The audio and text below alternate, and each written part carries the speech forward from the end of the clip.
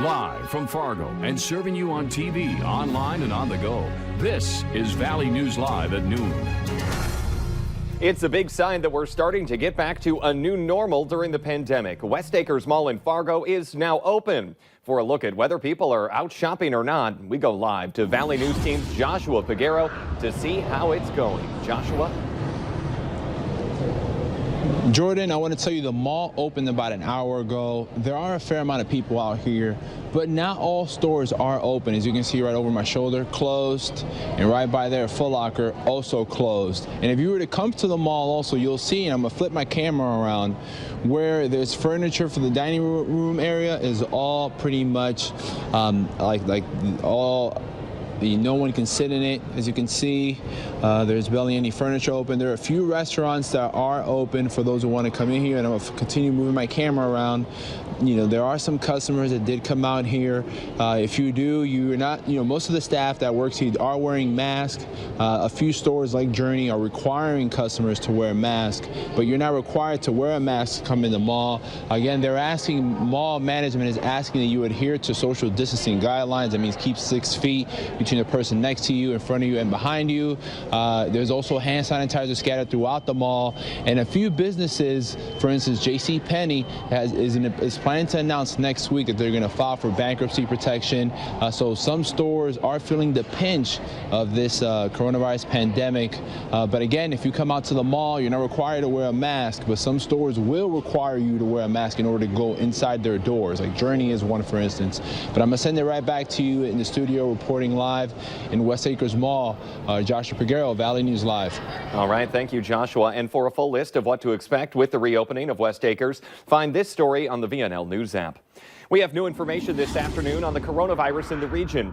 The state of Minnesota has surpassed a major mark, reporting more than 10,000 positive cases. The case count increased 723 from the other day, bringing the total to 10,088. The death toll increased by 26 and now stands at 534. 5,697 people are listed as recovered. In North Dakota, 2 more deaths are reported with COVID-19. That brings the death toll to 33. 23 deaths are from the virus. 3 of the people had the virus, but that's not what killed them, and 7 are under investigation. 1,425 people have tested positive for the virus, and 714 people have recovered. Our First Alert Storm Team has issued a First Alert Weather Day for tomorrow. That means Mother Nature could change your plans. For what we can expect, let's head on over to First Alert Storm Team meteorologist Justin Fanfarelli. The Valley News Live First Alert Storm Team has issued a Weather Alert Day. Very cold for this time of year. We do have a system that's going to make its way through. That is going to produce some precipitation. Unfortunately, it will fall as some heavy wet snow, especially into the Devil's Lake Basin tomorrow morning into early afternoon. And some of that snow will make its way south into the Southern Valley. Because of the heavy wet snow possible, we have issued that First Alert Weather Day for tomorrow. Temperatures staying cool for this time of year, mid-40s into the southern half of our viewing area, some upper 30s right now into northwestern Minnesota. And we can't get rid of that really brisk northerly wind between 10 and 25 miles per hour that's keeping us cool. We do have mainly sunny skies, and that is going to be the story through this afternoon with highs only near 50 degrees. We keep that breezy northerly wind. We'll have much more on the system that's going to make its way through with some snow tomorrow. That's coming up a little later on in the newscast. All right, a lot to watch out for. Thank you, Justin. We have new information on the murder in Bemidji where a man was found in a burned house with a gunshot wound to the head. A third person has now been arrested and charged. 32-year-old Devin Belcourt is charged with second-degree murder, first-degree burglary, and first-degree arson. 2 other people are also facing charges in connection to the incident. 38-year-old Travis Gunning is charged with robbery and aiding an offender. 30-year-old Rebecca Lockman is charged with aiding an offender as well. This goes back to a shooting and fire in Bemidji on May 3rd. A man called police saying someone shot at him and his house was on fire. When crews put out the flames, they found the body inside. Belcourt is being held as the main suspect in the murder and fire. You can read more details on this situation by finding the story on the VNL News app. It was a bizarre situation at the Cass County Jail. A man high on meth knocked on the jail door asking for help because he was running away from police and his car was on fire.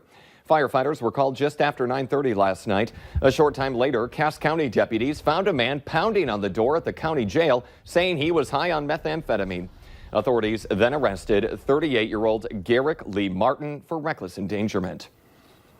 Couples around the world are being forced to cancel or reschedule their weddings, leaving many disappointed or outright angry. But one Fargo couple decided to make the most of the situation and move forward in a new way. Valley News Team's Abby Furchner has our story. Ryan and Britta's wedding was supposed to be on May 24th, but COVID-19 had other plans. I was super sad when we were kind of anticipating having this conversation with our parents and just seeing the trajectory of how this coronavirus was supposed to be spreading, and I was super upset. After talking about what their options could be, they decided to go through with the ceremony and move their wedding date up to April 11th, with guests welcome to attend through Facebook Live. Our pastor who did the ceremony had like a tripod you could put a phone on, and like I have like the iPhone XR one, so the camera's like super good, and then we like mounted that on there, and we're like, we'll see who tunes in. Instead of having to worry about a 400-person guest list, over 1,000 people were able to watch. I have friends who live like overseas, like in Europe and other countries, and they're commenting and talking about watching it, and they're messaging me, and I'm like, they would not have gotten to be there. So it was actually really cool that they got to watch it. But one moment Britta was looking forward to most was having their first dance as a married couple. Knowing this, Ryan made sure to make this unexpected day even more memorable. We had booked the White House & Co. It's like a rental company in town. They have a really cute warehouse. And when Ryan and I arrived, there were like a bunch of candles all lit up in a circle on the floor. Ryan took me over and he was like, you were sad you weren't going to get to have a first dance. So I wanted to make that happen. And then we had our first dance and our photographer got to capture it. So it was really special and really sweet. A wedding they never thought they would have, becoming a day they'll never forget.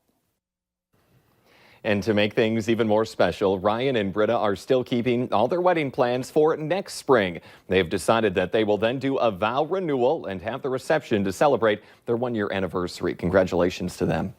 Coming up here at noon, it's the insect grabbing the internet. We're talking murder hornets. Find out what the bug is actually called and if you need to be concerned about them.